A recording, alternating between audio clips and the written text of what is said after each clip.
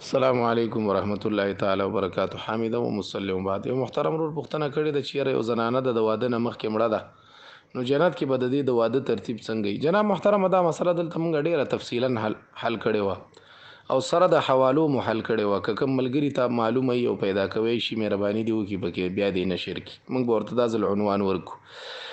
خجی رازو مسلې ته مسله دا ده چې تاسو پوښتنه کړې ده چې څه چل بکیږي. محترمه دا مسله د دریو فتاوو کې مې وکړه. احسن الفتاوا کې فتاوا دارالعلوم زکریا کې هډې راخه فتاوا محمودي لیکلې. فتاوا محمودي کې ډېر تفصیل پې کړی دی. صرف دا خزانه د خودلې نور خزیم خودلې دي چې یاره مطلب یا د سي خزې چې دا غي ډېر خاوندان مړ شوي ډېر میړونه کړي او هغه مړی یو دوه درې نو هغه بیا څه کوي. بهرحال خو یو پکې دا جنې هم دا چې کومه بې واده مړه ده نو یو جنې د بې واده مړه ده نو د هغې ترتیب به څنګه وي. نو د هغې ترتیب به دا وي محترمه دې ته به اختیار ورکړی شي.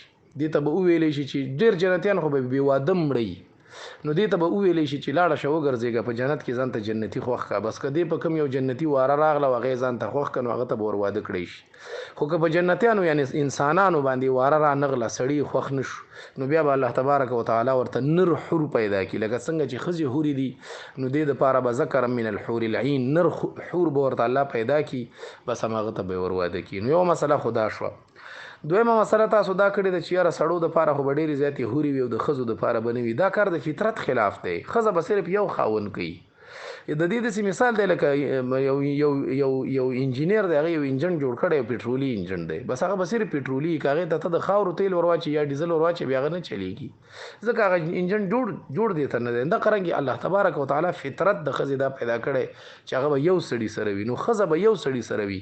دا نورې به په جنت کې خادمانې وي او دا به د دې حرو مشري ډیره اعلی مزیدار دي. کې وګد حدیث ته ام سلمہ رضی الله عنها دا هغه پکې را نقل کړو انتهایی وګد تفصیلی حدیث ته چې دا ښځه به د دې تمامو حرو نه ښایسته هم وي. هغه ځکه هغه ورته وایي په دې کې به ښایسته بیا څوک وي دا انسا ورته وایي دا د انسانانو ښځې چې کومې دي دا به ښایسته وي که به حورې ښایسته وي نه دا به د هغې نه ډېره ښایسته وي. بیا الله رسول الله صلی الله علیه وسلم فرمایي دي چې کوم نیک عمل کړي د هغې د وجې نه به الله نور په مخ کې ور واچي. یو بدن به یې داسې کي لکه ورېښم او داسې ناشنا اوصاف یې پکې ذکر کړي. خو خلاصه دا د فطرت دا دی نیچر انګریزي کې ورته وایي.